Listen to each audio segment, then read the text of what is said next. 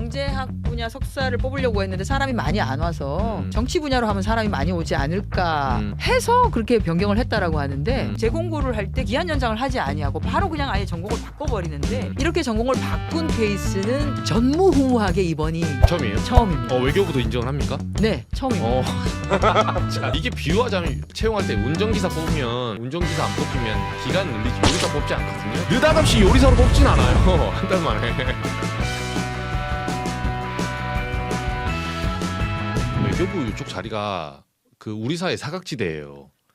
요런 자리가 맞습니다. 그러니까 정식 솔직히 말해서 정식 국립외교원 출신 이제 그 외교관도 아니고 그렇죠. 뭐 이게 공무직이라면 다급 나급하면 뭐 다 나가 뭐지 좀 어렵잖아요. 어렵죠. 예, 그러다 보니까 이런 거 옛날에 공공기관 비리 많이 한 게 공채가 야 너 들어와 해놓고 공고해놓고 1시간 만에 뽑아.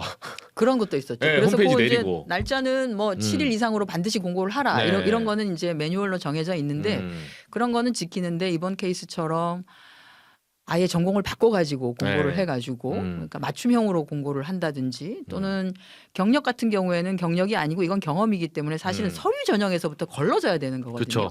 근데 서류 전형에서부터 걸러지지도 않고 그대로 올라가서 뭐 면접까지 해버리는 케이스. 그리고 이 그 국립외교원 말고 외교부에 채용을 한 올해의 케이스 경우에는 그쵸. 1차 서류 전형이 있었고 서류 전형에서 걸러져야 되는데 경력 때문에 경력이 아닌 걸 경력으로 그쵸. 인정. 걸러져야 되는데 2년 걸러지지 이상의 경력이 않았어요. 필요했죠. 그렇죠. 예. 그래서 어쨌든 서류 전형에서는 본인이 3등을 해서 올라왔죠. 올라왔는데 나중에 필기 시험과 면접 두 가지를 보게 돼 있거든요. 네. 요게 공고에 어떻게 돼 있냐면 50대 50으로 보겠다. 5대5. 필기 시험 50 그게 뭐였냐면 그 아티클 그 기사를 주고 그것을 번역하는 거였어요. 하나는 그냥 통으로 번역해라고 영어 하는 기사를 거고. 주고. 예, 기사를 주고 하나는 이거를 보고서 형태로 네. 만들어라 번역해가지고 아. 요 두 가지를 준 네. 거였는데 요거 50점 그다음에 면접 점수 50점 해가지고 뽑겠다라고 했는데 네. 필기 시험 점수는 반영도 안 했어요. 오늘 이제 그래서 그 문제를 제기하라고 했더니 네. 김영배 의원님이 오늘 대정부 질의하면서 제기를 했거든요. 네. 제기를 했더니 외교부 차관은 그거는 좀 가서 살펴보겠습니다라고 했더니 그 뒤에 지금 외교부 답변이 뭐가 나왔냐면 그거는 면접을 볼 때 그것까지 감안해서 봤습니다라고 그 사이 한 1시간 사이에 네. 했더라고요. 근데 그렇게 하면 안 됩니다. 왜냐하면 면접 시험에 대한 평가표는 정확하게 정해져 있습니다. 이 사람이 해당되는 직무에 대해서 전문적인 분야에 대한 소양이 있는지 여부와 그다음에 조직 생활을 잘 하기 위한 의사소통이 잘 진행되는지 뭐 이런 것들을 쭉 하게 되어 있고 실제로 필기 시험을 본 내용에 대한 평가하는 평가표 부분이 없어요. 면접 시험 평가표에는 섹터가 없습니다. 그렇기 때문에 필기 시험 평가표는 따로 만들어야 되는 거죠. 이 시험 채용 시험과 관련해서는 워낙 불공정 시비가 그렇죠. 많기 때문에 그렇죠. 반드시 모든 것을 기록으로 남기라고 되어 있어요. 그것까지 포함해가지고 면접에 포함해서 했습니다. 이거는 말이 안 돼요. 맞아요. 그 자기 머릿속에서 포함인지 어떻게 합니까 그거를? 모릅니다. 네. 네, 그래서 결국은 관상 보고 내지는 뭐 결국 자기 하는 말은 심 총장 딸이네? 이럴 수 있다는 거잖아요. 그렇게 만약에 채점을 하면. 그럴 수 있죠. 그리고 이게 이제 경력의 표에 보면 본인이 국립외교원에 지난 8개월 동안 근무했다라고 하는 게 표가 나야 그쵸. 돼 있어요. 근데 그 국립외교원에 8개월 동안 근무했던 기록이 뭐 한 5년 전, 뭐 10년 전이 아니라 바로 몇 달 전이에요. 그렇죠. 그것도 8개월. 예, 8개월인데 지난해 11월까지 근무를 했고 네. 올해 2월 달에 지금 입사를 하는 거니까 맞아요. 흔히 말하는 평판조회 누군지를 당연히 알게 돼 있어요. 네. 이거 얼마 전에 근무했던 사람인데 누구예요라고 하면 다 알 수밖에 없는. 그리고 당시 국립외교원에 이 신민경 씨와 같이 일을 했던 그 담당 과장, 그 지금 뭐 서로 문자 주고받은 거에 너무나 친절한 문자 메시지로 답을 해줬던. 예, 답해줬던 그 과장하고 이번에 외교정보 일과 과장, 그러니까 이번 외교부에서 채용을 했었던 그 일과 과장하고는 새로 제공권했던. 제공권했던 동기라고. 네. 이게 그래서 스멀스멀 냄새가 나네요 이제. 동기이기 때문에 사실은 얼마든지 뭐 확인도 가능하고 뭐 그랬던 거 아니냐라고 하는 의혹도 좀 있기도 합니다. 이런 것들은 저희가 사실은 그 사임관의 어찌 보면 네트워크나 관계를 통해서 뭐 찾아지는 거기 때문에 우리가 조사를 할 수는 없고요. 그렇죠, 국회가. 그렇죠. 이거야말로 공수처가 제대로 수사를 해가지고 알아야 되는 혹시 둘 간에 주고받은 문자가 있는 것인지 이런 것들은 저희가 뭐 이거를 내놓으라고 해도 내놓지도 않을 거고 그쵸. 그렇기 때문에 이건 빨리 수사를 좀 할 필요가 있다 이런 생각하는 거죠. 맞네요. 예. 요 문제를 그러니까 일반 시청자들이 좀 저도 기사 쓰면서 헷갈렸는데 혹시 잘 모르겠어요. 이게 크게 두 개예요. 그러니까 작년 초 그렇습니다. 국립외교원이라는 곳에 네. 들어갈 때 했던 논란이 있고 네. 올해 초 그러니까 외교부에. 외교부 이건 네. 외교부예요. 네. 국립외교원은 외교관을 양성하는 곳이죠. 그렇죠. 예, 거기에 이제 사법연수원 같은 거 옛날에 맞습니다. 예, 거기 네. 들어갈 때 이제 그때도 공무직 무슨 공무직 다급 거기. 네, 다급 네. 거기로 이제 들어갈 때 한번 이런 비리 의혹이 있었다. 그게 이제 학위 석사 소지자가 아닌데 네. 학위 수여 예정자인데 그렇죠. 예. 예정자를 뽑은 거죠. 예, 근데 그 얘기도 그러니까 여기 딱 명칭이 나죠. 석사학위 소지자라고 점을 찍었는데 그렇습니다. 제가 그 의원님이 이제 그 긴급 현안질 할 때 보니까 그 김홍균 차관인가 그분이 그래 김홍균 말해서 차관. 전화 와서 일일이 응대해 줬다며요. 아 예정자도 됩니다. 근데 이런 채용 사례가 있어요? 없습니다. 그럼 전화 안 한 사람은 어떻게 됩니까? 없습니다. 예, 전화 안 한 사람 쓰지 말란 거예요? 저희 그 외교부하고 외교원에서 와서 저희에게 네. 보고하길래 구두로 네. 와서 보고하길래 네. 아니 전화로 문의하는 사람이 있으면 답변을 해줬습니다. 네. 그러길래 몇 명이나 전화 왔냐고 아. 물었더니 답변도 못했어요. 아, 몇 명인지 안 알려줘요? 예, 답변도 아. 못했어요. 그러니까 전화 온 사람이 없다는 거예요. 아, 없다는 것이고 제가 이제 이때도 수상하다라고 생각을 했던 게 왜냐하면 석사학위 소지자거나 또는 관련 학사 학위를 소지하고 경력 2년 이상인 자. 아, 요 두 가지가 자격 요건이었어요. 범주를 좀 넓게 해줬네요. 예, 그러니까 석사 학위 소지자의 경우에는 경력이 없어도 되는 것이고, 그렇죠. 예, 그게 아니라 학위만 그냥 가지고 있으면 학사 학위 소지자의 경우에는 해당 분야에서 경력이 2년 이상인 사람이에요. 그러니까 만약에 지금 주장하는 이 경력 네. 있지 않습니까? 8개월짜리. 경력이 아닌데도 경력으로 어쨌든 인정해준 네. 이거를 인정을 그때도 했다라고 하면 아마 석사학위 수여 예정자라고 하는 졸업 네. 예정 증명서 네. 이게 필요 없이도 했을 수 있을 거예요. 아 그러네요. 네. 아 1차 허들이 있었네요. 1차 허들이 있었는데 그때는 이게 아니라고 봤던 거죠. 아. 하나는 그때는 이게 경력으로 인정되기 어렵다고 봤거나 이거나 또는 네. 시간이 너무 촉박했던 거예요. 아. 뭐냐면 이분이 2월 5일까지가 서류 접수 마감인데 네. 2월 5일 날 접수를 했어요. 아 당일에. 예. 그 석사학위 그러니까 예정 증명서를 2월 5일자로 땄더라고요. 아.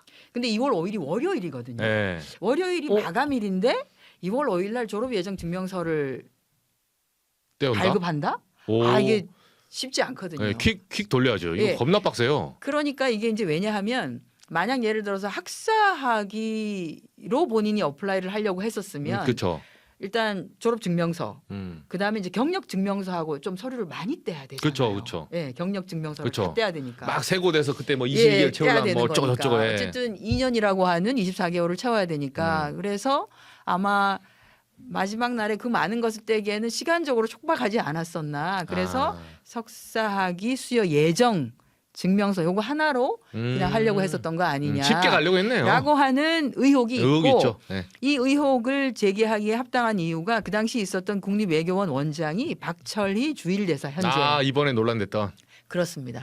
박철희 주일대사인데 이분이 신민경 씨가 몸을 담았었던 대학원, 서울대대학원. 예, 거기. 국제대학원의 국제대학원 원장도 했었었다가 그 이후에는 국제학 연구소 소장도 했었었고요. 그리고 무엇보다도 아마 그 강의를 좀 들었다라고 하는 얘기도 하는 것 같아요. 구면이네요.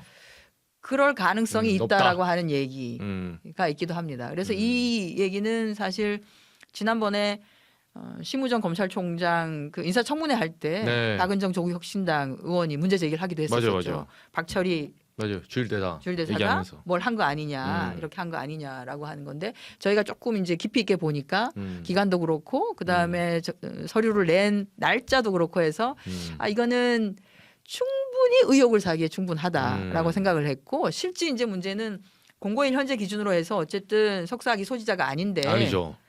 아닌데도 이 사람을 이렇게 봐줬다라고 하는 것은 이것은 특혜다. 그렇죠. 예. 전화가 와서 응대를 했다면 외교부가 제가 생각할 때 빠져나갈 수 있는 길은 딱 하나밖에 없는데 전화 녹취를 풀어야 돼요. 그러면. 예. 그러니까 만약에 예정자도 됩니다. 예. 했으면 그 녹취를 풀어줘야 돼요. 이제. 예, 없을 겁니다. 당연히 이제 뭐 공이 뭐 어쩌고 저쩌고 없을 겁니다. 예, 네. 이거 유선전화가 없다고 하겠죠. 없겠죠. 없어야겠지. 네, 당연히 없습니다. 없어야겠지. 없습니다. 그래서 외교부는 지금 뭐 이런저런 딴청을 부리기도 하고 하는데 이게 저는 그냥 우리가 아주 좀 타이트하게 얘기를 해서 기준점을 잡는다고 하면 2023년 3월. 네. 이건 왜냐하면 2023년 3월에 네. 국민권익위가 네. 이 공무직을 채용하는데 워낙 채용 비리가 많다. 그쵸. 이런 식으로 아름아름 뭐 이게 너무 많아서 젊은 사람들이 이 일자리도 꽤나 괜찮은 일자리인데 그쵸. 여기 왜 이렇게 불공정한 시비가 굉장히 많냐. 그러니까 이렇게 해서는 안 된다라고 해서 2022년부터 계속 조사를 해가지고 매뉴얼을 만들었습니다. 그래서 그거를 권익위가 2023년 3월에 모든 행정기관 모든 광역자치단체와 지자체 이런 데 다 내려보냈어요. 이대로 해라. 이렇게 해라. 거기에 보면 명확하게 학위 소지자를 뽑는다고 해놓고 예를 들어서 예정자를 뽑는 것 이거 네. 채용 비리다.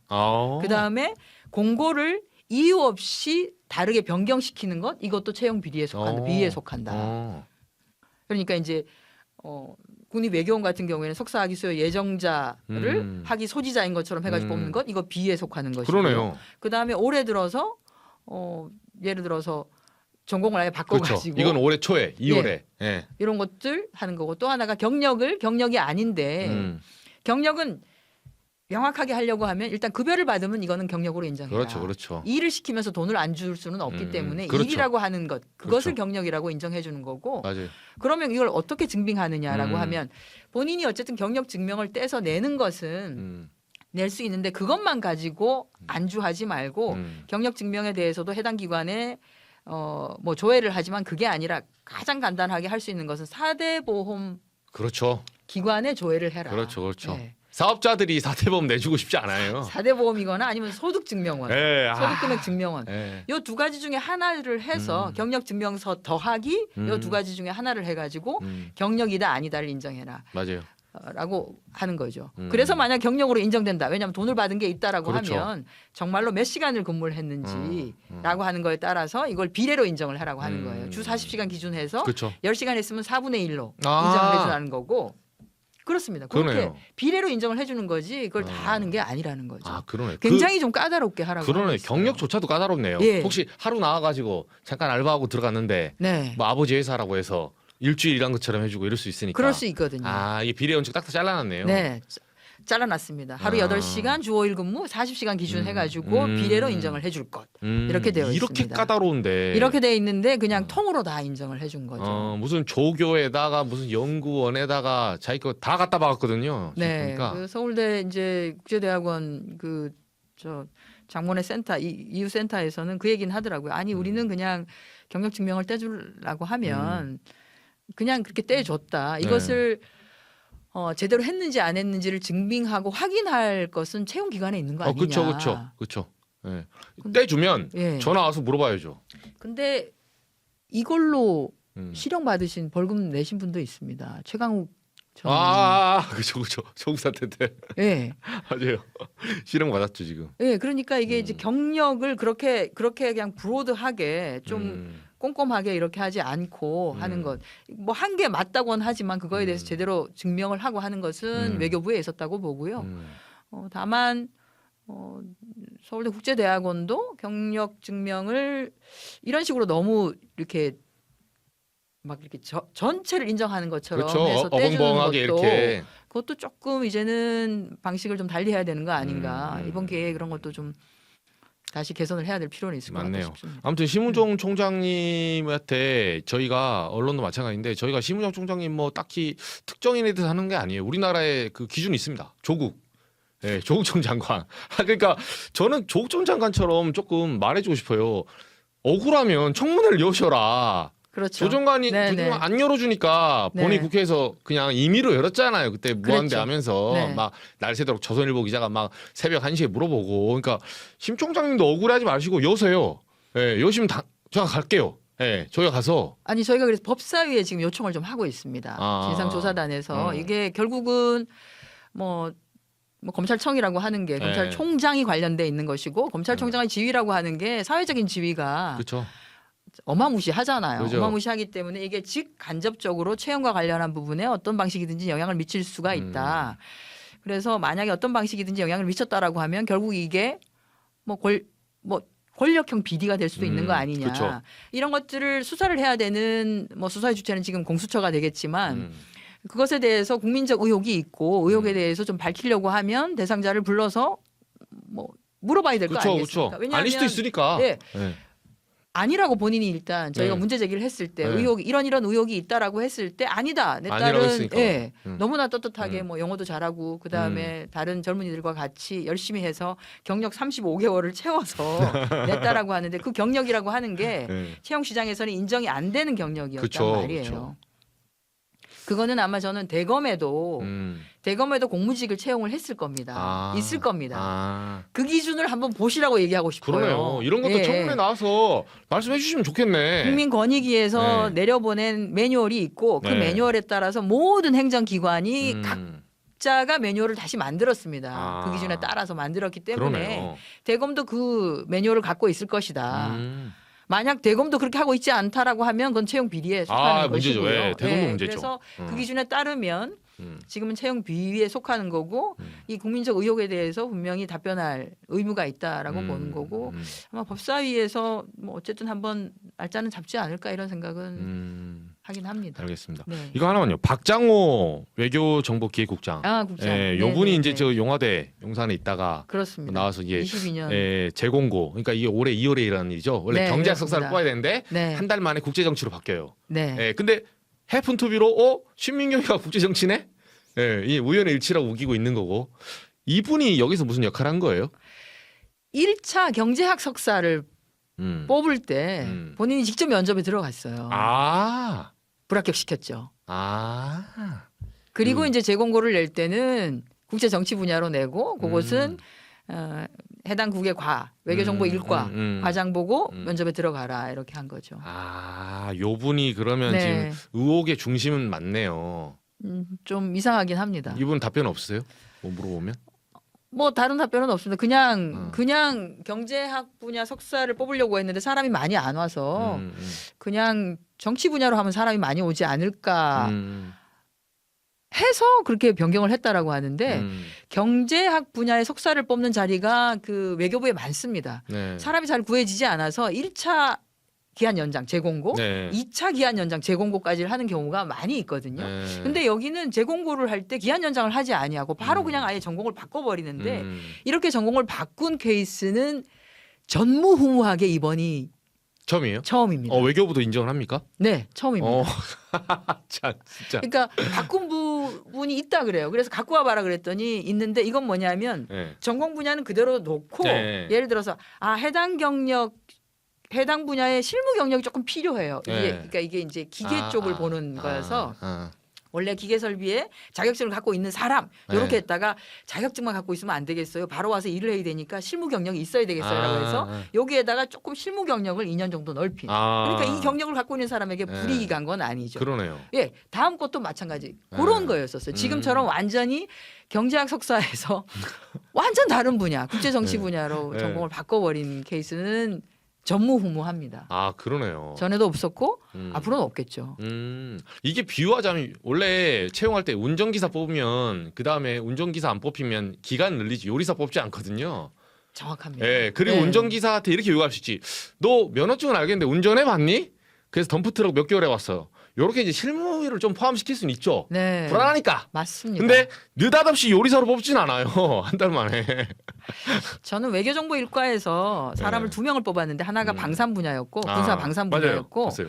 하나가 경제학 분야였어요. 둘 다 이제 석사 과정 이상을 갖고 있는 사람을 뽑는데 그 필기 시험에 나온 문제도 뭐냐면 트럼프 행정부가 내건 지금 관세 협정과 관련한 관세 관련한 것에 대했었어요. 그러니까 뭐냐면 트럼프 행정부 들어서서 결국은 경제 분야에 굉장히 많은 여러 가지 요동을 칠 가능성이 크기 때문에 이 자료에 대해서 세계적으로 지금 나오고 있는 여러 가지 데이터들을 빨리 해가지고 정리해서 보고해주는 사람이 필요했다라고 그러네요. 하는 거예요. 그러니까 경제 분야의 사람이 필요했던 게 맞아요. 요새 그런 사람이 필요하죠, 예. 사실은.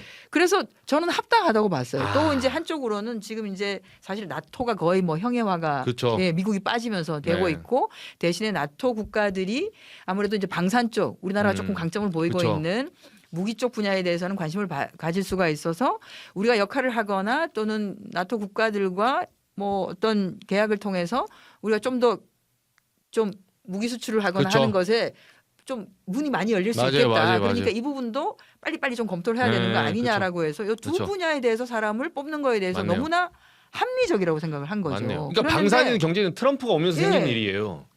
그런데 갑자기 그게 아니라 경제학 분야에서 국제 정치? 이게 무슨 이렇게 송곳처럼 들어갔다가 갑자기 어벙벙 이렇게 넓어지는. 이렇게 넓어진 거죠. 네, 그래서 전공이 굉장히 송곳이었거든요. 이건 좀 이상하다라고 생각을 했는데 뭐 해필이면 네. 심경이 거의 있었네. 예, 어떤 분의 따님이어서 이건 좀 너무 이상한 거 아니냐.